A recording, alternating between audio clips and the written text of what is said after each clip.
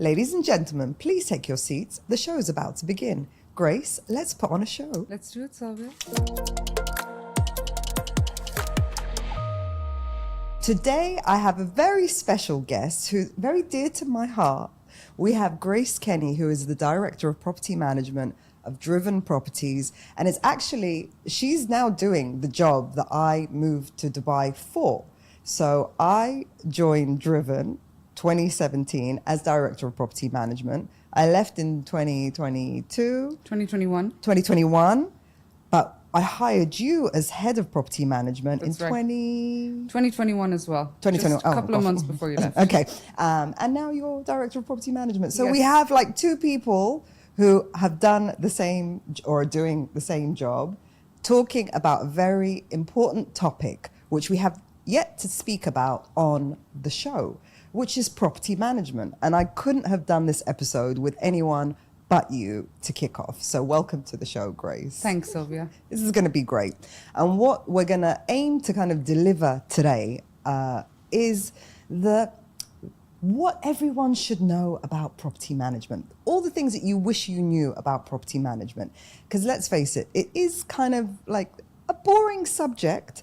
And people kind of see it as like the little sister of brokerage, but it holds so much value and importance and stress, shall we? Exactly, and I don't think people realize just how much importance and how much stress. Yes. So we're going to give out some PSAs for the industry. We're going to give out some PSAs to tenants, because there's a lot of things tenants should really know about property management, and for landlords or building owners or individual landlords, portfolio landlords, whatever it may be.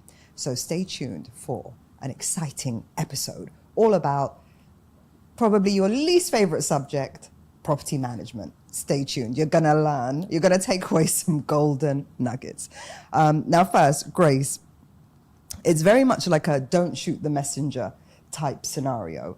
And I want to kind of cover the crux of property management first. Starts with the property and the tenant, okay? Correct. And then we move on to the industry, our colleagues, and the owners of properties. So if we start with some of the things that we wish tenants knew about property management, what would the number one thing be for you? One of the things that I want tenants to know is read their contract, because we often have tenants that, they're halfway through their contract, they want to terminate the lease. There's a penalty clause. I don't know about that. Read your contract. I always tell any tenant, when I was a property manager, if I was client facing, read your contracts. Yeah. There's nothing we're hiding there. It's all in black and white, but just read your contract. Know what's happening. Inside out. Exactly. And because it is, when you think about the point of time when the tenancy contract signed, it is a point of high excitement. You've just agreed the lease. It just looks like small print, and it's like, we're going to be here a year, nothing major. But what are the key things that you should be looking out for that are variables in a tenancy contract? You mentioned one, which is the penalty. Penalty clause when I first moved to Dubai 16 years ago, there was no penalty clause. You sign a contract for 1 year, one check, no refund. Now tenants are actually quite lucky that they have an out if their circumstances change. Some landlords charge 3 months penalty, some charge 2. It really depends. So it's not something that is stipulated by law, but it's a good contract term to have in a contract. Exactly. Because as much as, yes, things happen, tenants do lose their jobs or have a change of circumstance and may need to break a tenancy contract. But likewise, it's also in the landlord's best interest to have a break, because they also don't want to be tied in legally for a year to a tenant that might abscond, or a tenant that might have just left the keys, got on a plane and disappeared. So equally, they need to have like a mechanism. Exactly. It's mutually agreed. You get your property back. The penalty covers the period of vacancy and any maintenance costs or renovation. You get a new tenant, you're good to go. Okay. And which is kind of working out quite well right now, because if the rents are going up and up every month, you might even get a higher rent. Exactly. When it doesn't work out is when the rents are a bit lower. Okay. What else should they be looking for in the tenancy contract? Maintenance clause. The usual maintenance clause is anything below 500 dirhams or any consumable items, Anything that's tenant misuse is on the tenant. But some tenants think, okay, the window's broken. It's broken from the inside. It's clear that the damage has come from inside their apartment. It costs 3,000 dirhams. They read that clause and think that's on the landlord, when actually, no, that's down to tenant misuse. So there's some miscommunication there when they read the contract. What has been one of the craziest minor maintenances that has been reported to you? Well, let's say not maintenance, but a complaint. I had a tenant complain about a bird in an apartment, but making noise, and they couldn't sleep at night. But the bird was in a different building that we don't manage. Right. So in that case, there's not really anything that we can do about it. I mean, you could attempt to have a conversation with that bird and just tell it to respect the Like what we advise enjoyment. tenants in that situation is, you can complain to the building management and we can assist you with that. But other than that, call Dubai Municipality. But other than that, we can't really control what happens in another building. And what else, anything else in the contract that they should be looking for? Any fees that are in there, if there's a bounce check fee, they should be aware of that. Also, the notice for leaving, when they want to vacate the apartment at the end. We usually have 2 months' notice. We give the tenant 3 months' notice. If there's any increase, we notify them. They have to give us 2 months' notice if they're leaving. Sometimes the tenant decides last minute, but that's not enough notice. Back to the bounce check. It may appear to tenants that this bounce check penalty is kind of like a money grab. Some people might think that, but can you just explain what goes on when a check bounces, how much administration is required to recover that bounce check? Exactly. It's more like a deterrent. We don't want bounce checks.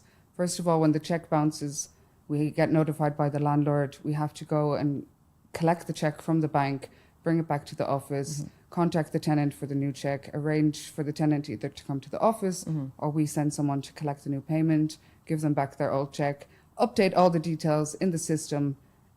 So it causes a lot of work, which costs more than the penalty, to be honest. Okay. And rent increases? So it's a hot topic. I will say one of the great things about Dubai is that RERA actually is quite fair on landlords and tenants. And sometimes both landlords and tenants don't see it that way. But if you look at other countries, for example, in the US, in many states, there's rent control in place where, if you have a tenant already there, you can never increase their rent and you can never ask them to leave. In Ireland, where I'm from, up until a couple of years ago, you could increase the rent to market rent every year and you could ask a tenant to leave with 28 days notice. So here I think there's a really good balance. Tenants, the maximum increase is 20%, but it's not always 20%. It depends on the index. And a landlord, if they want their property back, they do have to give 12 months notice to the tenant. And I think that's, very fair on the tenant. So the tenant does have a lot of rights. The landlord also has rights. I mean, if a tenant's check bounces, you can file a case with the Rental Dispute Centre and get your property back if they don't pay. So I believe there is a balance, although not everyone sees it that way. Yeah. And emergencies, it's kind of open to interpretation. What would you deem an emergency? This is a really good question because for a lot of people in Dubai, I mean, we're very lucky to live in such a place that gives us all the services at the touch of a button on an app, right? But we get very spoiled here, don't we? We are very spoiled. I just got my hair and makeup done at home today through an app. So, Through an app, yeah. But for example, an emergency would be there's a fire in the building, which is not it hasn't happened in any of the properties that I manage. But inside an apartment would be a major leak. The water heater is burst, it's flooding, no electricity, things like that. Critical. AC not working during the summer, and there's only one AC unit. But things that aren't an emergency, if you live in a villa and you have 4 AC machines and one isn't working, yes, that's inconvenient, but it's not an emergency. You have all the other rooms, we will get to it. If there's a small drip from the AC, that's also not an emergency. Yes, we have to fix it, we have to maintain it, but we will get to it. But not everything is an emergency. Yeah. And one thing that kind of used to get on my nerves slightly was the reluctance of tenants to take time off work to allow entry for maintenance teams. And I kind of felt like, okay, we know it's not your property, you're not the owner, You don't have a legal obligation to be there and let the workers in. But to me, it was like, when are you going to kind of start practicing the practice of being a homeowner? Because when you own a home, eventually all tenants will become homeowners, inshallah. You're gonna have to find a solution. You can't just say, well, I'm not waiting around, it's not my problem. See, there are exceptions to the case, and sometimes we are flexible with the tenants depending on what the situation is or their situation. But, you know, I've been asked to meet tenants on a Sunday at 7 p.m. because that's the only time that suits them. Whereas they don't want to take time off work to meet me, but they have to also realize that's my job, and I also have working hours. But and the same goes for the property managers. But I have a great team, and they are flexible. Like sometimes we have situations where we do stay after hours, but you know, as long as I keep the team motivated and happy, and you know, you've stayed till 7 or 8 p.m. tonight, but tomorrow go home at 4 p.m. You know, we can create a balance like that. We are flexible. You know, we have to be sometimes, but we also need tenants. If you need maintenance, please allow them to go, because it's not us that's going. We're sending a maintenance company. They also have working hours. We sometimes have to, you know, take that hour off work and let us in. So you manage, how many are you managing now? We have 8,000 properties throughout Dubai. Progress since I left. Yes, we've also expanded our property management services to Jeddah and Saudi. We are managing a mall there and various other units. And in Abu Dhabi, we have 2 buildings now, and we have a new office there, only for property management so far. So you manage not just residential, but also commercial properties, which includes industrial and retail. What are the striking differences between the two, would you say, when it comes to either the tenants or the landlords? It's a longer process in commercial. When you get from the leasing until the tenant moves in, there's a much longer process, particularly for retail. You fit out requirements, the documentation that is needed. But Approvals. Usually when you get a retail or an office tenant, they're usually a long-term tenant. With residential, there might be a new tenant every year.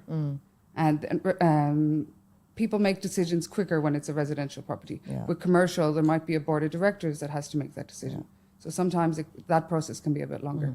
And then on the flip side, when it comes to residential, you've got properties, you know, like Silicon Oasis, Nad Al Shibba, all the way to Bulgari Apartments. Is there a common trend between all of them, or is there specific problems that you face with the luxury segment as opposed to the lower end of the market? To be honest, you get the same kind of problems from each tenant, because humans are humans, right? And human nature, there's patient people, there's angry people, there's good and bad everywhere. But I would say a lot of the same complaints. And, you know, some tenants have very high expectations. If they call you, they want everything now. And some, you know, they understand the process. They might have their own tenants. They understand that not everything is now. And in terms of the way that people complain, like if you could give people advice or give tenants advice on how to raise a complaint, what would you tell them? Use our software. We do have an application on our software where the tenants can raise a complaint. And we do advise them to do that. Some people call, if it's an emergency, it's fine. They can call and we'll put the complaint into the software. One thing I would say, you know, property management can be quite a difficult job for the property managers. So speak to them nicely. They will help you. They're going to get to it. They're following a process. Because it is, you know, let's be honest, it's quite a thankless department. It is, and I've worked in it for 16 years and I'm still standing. But there's a reason for that, because although on a day-to-day basis, most of the calls you might get is a complaint or a problem, but when you do get that thank you or that well done, it really means something then. And I always used to say this, like nobody is ever going to call the office or the department to say, by the way, thank you so much for looking after me and my property. I've got no problems. I just want to say thank you for, you know, giving me a perfect property. It just doesn't happen because it's expected. So it is kind of the aftercare sales center. Exactly. And it is a service department. There are going to be problems. There's normal maintenance complaints that happen all the time. AC needs to be serviced. There's a leak. These things happen, and it happens everywhere in Dubai, and it happens everywhere in the world. and we just have to deal with it. And I think something else that it's important for tenants to know or be aware of is that you're not always authorized to authorize works immediately. So sometimes there is an approval process in place. You need to seek approval for invoices above a certain amount. So there has to be some level of patience involved. I don't think any property manager is just sitting there stacking up issues saying, I'll hope they go away. And Of course not. We want to get through things as quickly as possible. There's more to it as well, like depending on the community or the building. Just to do the inspection, the building management wants a permit. We have to apply online for the permit, submit the vendor's trade license and documents and insurance, wait for the permit to be approved. We can then do the inspection. After that, we get the quotation. We have to send it to the landlord for approval, or in some cases, if we have power of attorney to do so, we do it immediately. And then we schedule the work. Again, scheduling the work, we need another work permit. So there's a lot that goes on behind the scenes that people don't realize. But what I always tell my team is just keep the tenant in the loop, just so they know what's going on. If there's no update, they think that we're ignoring them. So just let them know, this is the status. We are working on it. We'll update you. So they're aware that we're doing something about it. okay, so I want to hear it from you because, okay, fair enough. Summer's been and gone, but everybody has a different style of holiday prepping their home.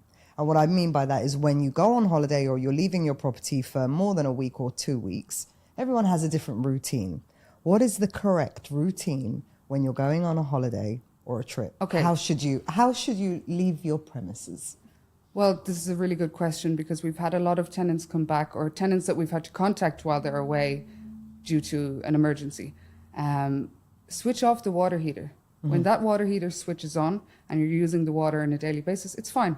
But if you're not in the apartment, it's continuing to boil water. So it's just like a kettle. It's like continuously. a kettle. You're not releasing the pressure by turning on a tap.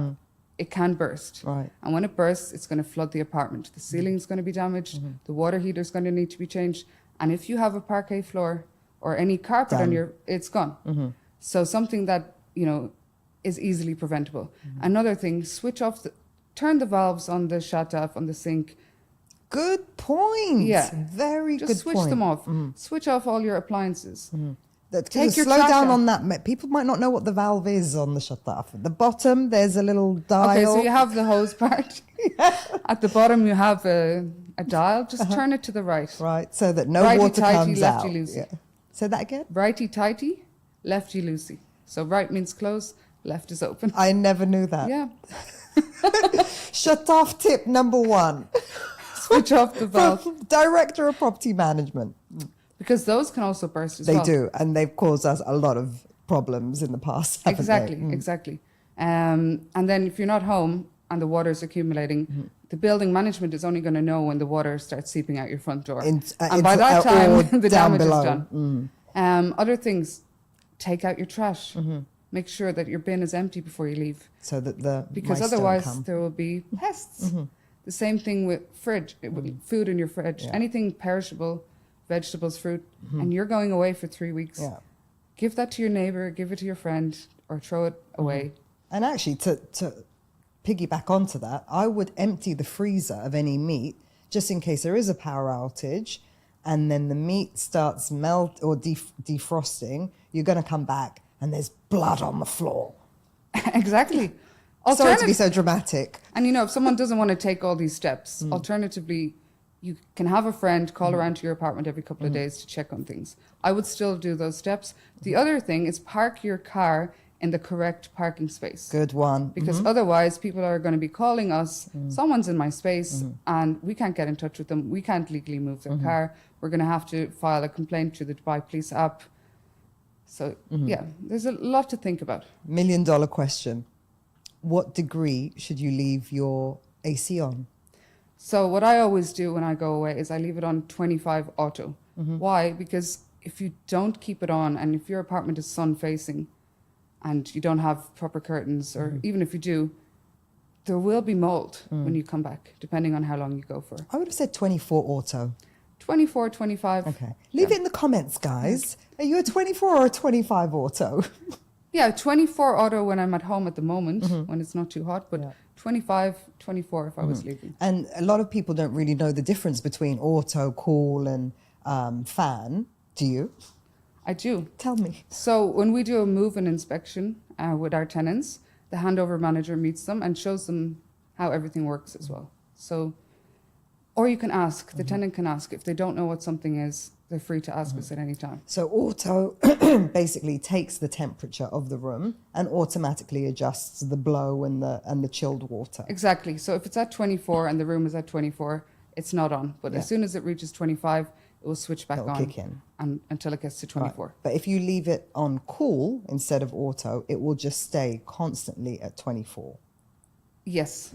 It could even go below that. And you can, and if it's on fan, that's just Air circulating. Air circulating. It's not actually chilled water going through the system. And then another annoying thing is when you've set it to a certain number, and I know you know what's coming up. You set the AC to a certain number, but the number below is much lower. Or no, you say set it to 11 and then it's picking up 24. What does that mean? It means 11 isn't possible. It's not possible. I have had some tenants who have floor to ceiling windows, no curtains, sun facing apartment, and they're expecting that the temperature will reach 18. That's not going to happen. You need to put some curtains in the apartment. We do live in a hot country. It would ideally get to 18, but that's not going to happen. If you have the curtains, you won't even need to set it to 18. Okay. You have to set it to something reasonable, and then it will work. Okay. One other thing I'll say about the AC as well, and a common complaint that I've had from some tenants. I've had tenants complain that there's mold on their furniture. And this happens when they leave the AC on, but they're sitting out in the balcony and they leave the door open. Yes. Yeah. Hot meets cold, condensation, mold on your furniture. Your own fault. Yeah. And mold on the ceilings and Exactly. everywhere else. Okay. So do not mix outside air with inside cooled air. Exactly. Seems like common sense, but common sense not so common. It's not so common. Okay. Right. Let's move. Anything else for tenants? There's probably a lot more that we can't get through today, Silvia. Maybe Okay. for the next time. We'll do a part 2. Yeah, we'll do a part 2. A follow up. Right. Let's move on to landlords. What do we wish landlords knew? I would say a lot of landlords do know this, but then there's a lot of new landlords out there. I wish they knew the work that went into managing the property. I would say that, sometimes we get inquiries from a landlord, we're leasing the property, they believe that, okay, you've got the commission for that, manage my property for free. But the commission for that went into, half goes to the agent, the rest goes to the company, which covers overheads and marketing. But when we manage the property, there's a lot that goes into it. There's a move-in inspection, there's a move-out inspection, there's the constant calls from the tenant.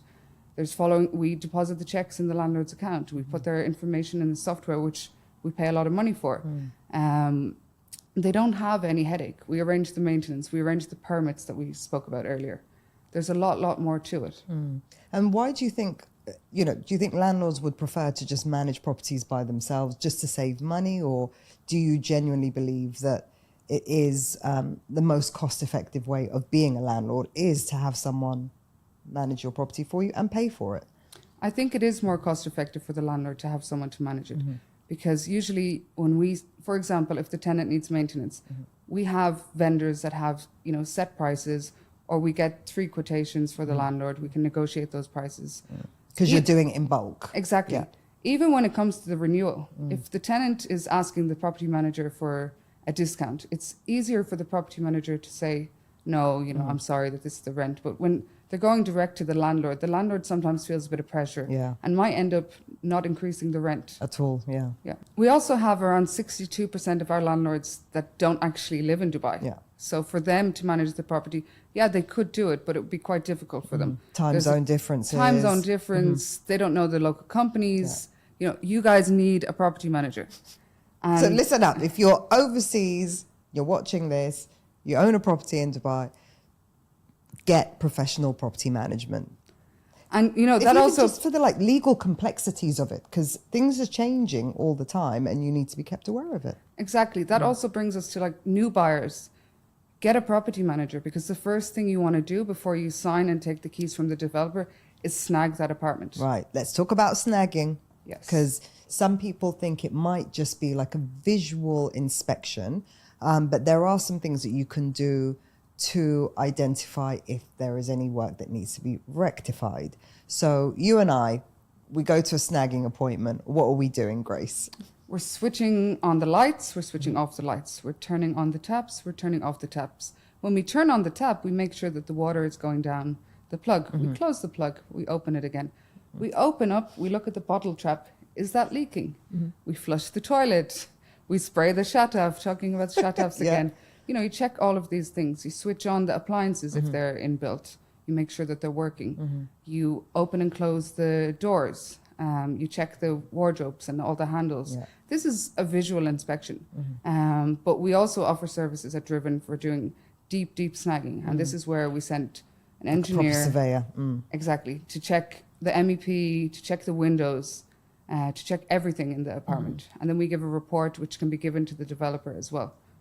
Okay. Now, there's been a trend, and, you know, this was the present while I was there as well, where landlords kind of experiment between holiday homes and property management. Holiday homes, property management. And they're two separate beasts. We know this. Property management is real estate, is customer service. And then you have holiday homes, which is hospitality. It's like the hotelier of the industry. So what would your advice be to landlords that are toying between the two, either going for holiday homes? Should they do short-term rental or long-term rental? What would you be saying to them? So it really depends on their needs and where their property is. So some properties are going to do really well in short term. The landlord needs to be a bit patient because it is seasonal. During the summer, it's quiet. We're now coming into the great season. Holiday homes in a lot of places are going to do very, very well. But do expect higher management costs because there's a lot more work. There's a turnover of guests. So there's a lot more move-in inspections and move-out inspections. Therefore, the management fees are higher. But property management, you have a tenant secured for a year. You might be an investor that has a mortgage. You want to make sure that you meet those payments, that you meet your service charge payments as well. So having a long-term tenant is the best option for you then. With the short term as well, if you want to use your own property, you don't live in Dubai, you want to come on vacation. You need and that use your own property, flexibility. you have that flexibility as well. But if you don't need it and you want, a secure tenant, guaranteed income, go for long term. And we always used to say, don't do it just as an experiment. Don't give it I'm going to try it out for 3 to 6 months, because it takes time for the ball to get rolling.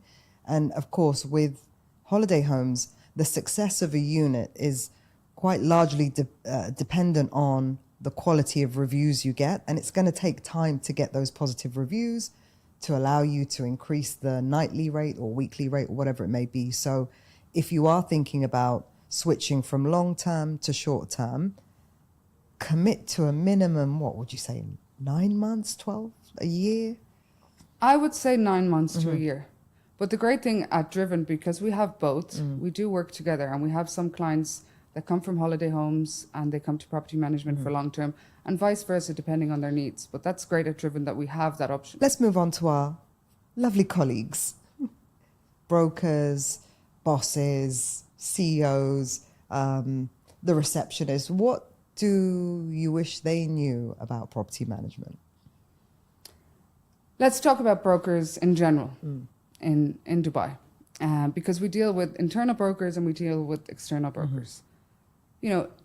Make expectations clear to the tenant. Don't overpromise. If you're going to tell the tenant that you get 2 covered parking spaces when the car park doesn't have any shade, that tenant's going to be mad. Yeah. So make it clear. When you communicate with the property management department, make the expectations clear, put everything in writing, get everything documented. Once everything is clear, we can move forward. We're the ones that have to deal with the tenant for the next year or for the next couple of years. So it's not just about making the commission and move on. No, for us, it's about a tenant relationship. The tenants are really important, as much as the landlords, because without tenants, the properties are empty. So we need to maintain a good relationship. So don't overpromise. Also, knowing what we talked about earlier about the processes that take place, brokers in general need to understand that it's not just you got the rental check in your hand, the tenant can move in tomorrow. No, we have to deposit the check in the bank, make sure the check is cleared, enter the system into our software, get the landlord's signature on the contract, register with the JARI, make sure the tenants have connected the utilities in their name, arrange the move-in permit, and Which then could take another... exactly. So we always, speak encourage. to the, yes, and at Driven, because we all work together, it's easy because they know the process. Yeah. So we don't face as much issues. Okay, so be clear about what you're promising. Don't overpromise. And if you have promised something or assured something, like the typical one, especially when I was in the UK, it would be like, yeah, this will be professionally cleaned before you move in. And it's not. So anything that you've promised, relay that information to the property manager. And one other thing that is a bit open to interpretation, which I'd love to get your opinion on, is wear and tear. Because there's the perception that you're going to get the property back as a landlord in the exact same condition as you found it. Otherwise, you can make deductions from the security deposit. This used to keep us up at night. Grace? No? It still does. Security deposit refunds, that's probably the worst part of the job.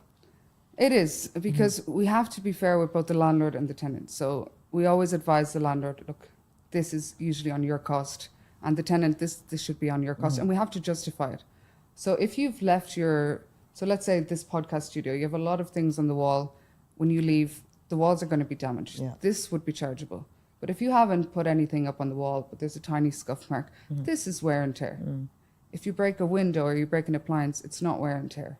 So tenants and landlords both need to understand that concept as well. Okay. And then what about the landlord that's like, deduct that entire security deposit. Don't give them their security deposit back. When you explain to the landlord properly about, why this should be on his cost and the benefit, the properties need to be maintained. Preventive maintenance is so important. So if the tenant leaves and the AC needs to be serviced, that should be on the landlord's cost. So when you explain properly to the landlord, usually they do understand. And we do try to negotiate the quotations and bring those prices down to make it easier for them to decide as well. And another kind of sore subject is the painting a property once you exit. So, of course, if it's in the contract, you should do it because you agreed to do it at the beginning of the tenancy. But what's your opinion on whether you have to paint a property at the end of the tenancy or not? So I would usually look at the length of the time the tenant has stayed in the property. So it's usually we put it in the contract that it should be repainted and put back into the same condition. If the tenant has been there for 3 years, 4 years, 5 years, usually you would expect that the property needs to be painted again anyway. At the cost of the landlord, yeah. Yes. However, if they've put wallpaper on the walls and painted different colors, Crayon marks. Yeah, this involves more work, and it's going to cost a lot more. So the cost would be on them. Okay. But if the tenant has lived there for 3 months and then breaks his tenancy contract, he should pay for the painting. Yeah. Or she. Admittedly, there's a lot of brokers out there that want to go above and beyond serving their clients, serving their landlords by offering a free property management service to some degree on the side of their brokering. What would your message to them be? I would say focus on, your brokerage job. Leave that to us. If that is your client and you bring him to property management, he's still going to remain your client. Whenever the property is up for lease again, or if it's up for sale, that's still going to be the broker's client. But leave the management to us because we know there's a lot that goes into it.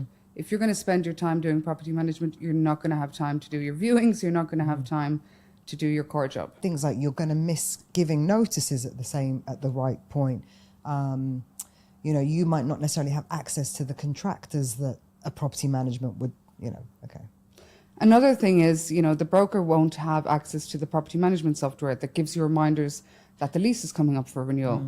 We have to give the tenant 90 days notice if there's any increase. If you miss that by 1 day, there's no increase. Your client's not going to be very happy. So it's really best to leave it to the property management team.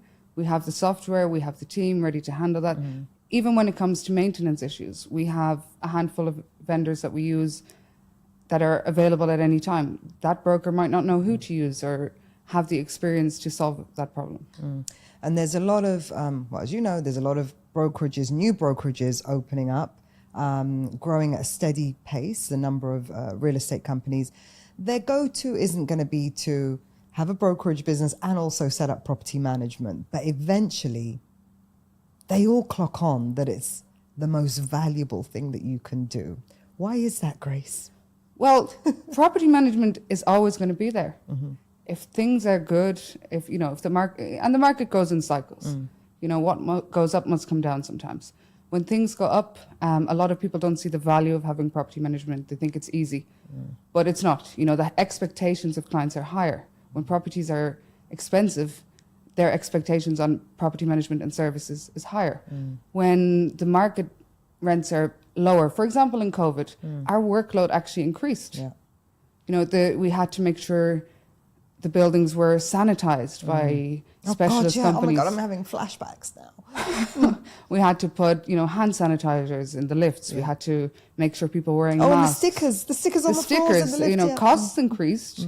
The other thing as well is that, a lot of people wanted to break their lease, rents decreased. So, and there was a lot of negotiations going on with tenants at the time. So property management, no matter how the market is always going to be needed. So it's the bread and butter of your company. Yeah. And not only that, but it is the number one retention tool, because the worst thing you can do as a brokerage owner is lose your business to a competitor that offers property management service, because they're probably not going to come back to you to sell or rent when the time comes. They're going to stick with the company that looked after their property for years and years. Exactly. And a lot of, the sales team sell a property to a new buyer. The buyer wants property management, it comes to us. Sometimes we get property management from our own team or from existing clients, and they want to sell the unit. So it works both ways. The business goes from to sales, to leasing, to property management. So combined, it's, the winning concept. And a golden nugget for some agents out there, and actually the smart agents have already clocked on to this. Make a friend in the property management department, right? They know everything. We do. Now, we don't have favorites and we're not biased, but, you get more with honey than vinegar, as they say. Oh! Now, what do you have access to? What do you know that they would like to know? For example, if the landlord wants to sell his building, they'll come to me first, or they'll come to the property manager first. We're not going to pick who's our favorite agent, but we'll know who's the agent that specializes in that area. And who'll be the best agent for that job. We're going to recommend the best agent. So if you specialize in Meydan and I have a building for sale in Meydan, I'm coming to you. But if you're mean to the property management department, they're not going to come to you. You're blocked. Yeah. Well, we have to get on with everyone. We do our best. Try hard. Try harder. Okay. This is one of the things in property management. I mean, as we said, and as any property management company in the world will say, it can be a thankless job at times. So, it's about keeping the property management. And I have high retention in my team, and they're quite happy. They all have hard days, but we come together as a team. Everyone's birthday, we have a cake, we all sing together, we give a gift, we do group activities. Keeping the team motivated and happy helps a lot. Giving them positive feedback when they did something well, or helping them with a problem. Yeah. Brilliant. And lastly, I'd probably just want to reiterate the people forget that the tenants of today are going to be the buyers of tomorrow. So everyone's trying to find that next hot lead, but they're already in your property management department, most likely. So. And this has happened a lot. When a building that we manage goes up for sale, a lot of the buyers are tenants as well. So they come to us in property management. Again, the brokers, the favorites, we give them the leads. Okay.